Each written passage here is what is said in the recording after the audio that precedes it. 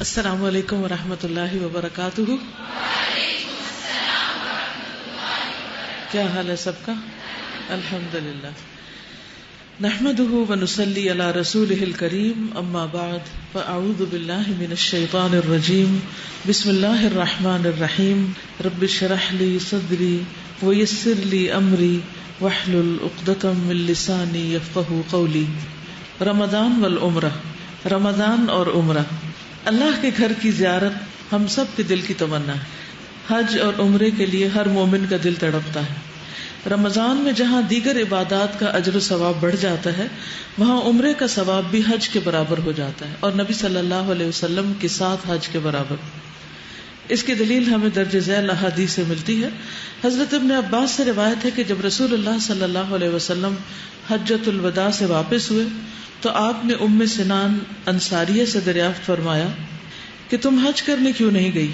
انہوں نے عرض کیا، فلاں کے باب یعنی میرے خاوند کے پاس 2 اونٹ پانی پلانے کے تھے، ایک پر تو خود حج پہ چلے گئے اور دوسرا ہماری زمین سیراب کرتا تھا، تو اس لیے میں نہیں جا سکی.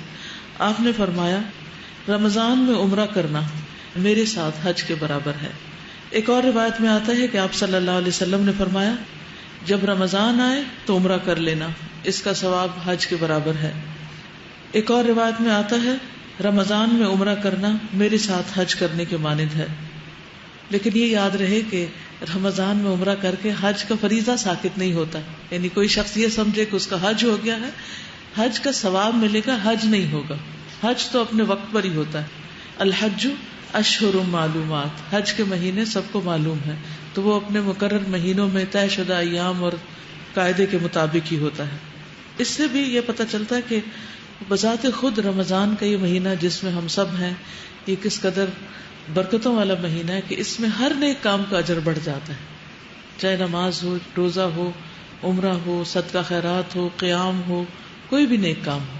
تو اس لیے ہر نیکی شوق سے کرنی چاہیے. روزہ رکھ کے اگر آپ تھک جائیں یا قیام کر کے تھک جائیں تو دل میں کوئی ملال نہیں آنا چاہیے، پھر بھی شکر ادا کرنا چاہیے کہ اللہ تعالیٰ نے ہمارے گناہوں کے کفارے کا کوئی موقع ہمیں عطا کیا ہے.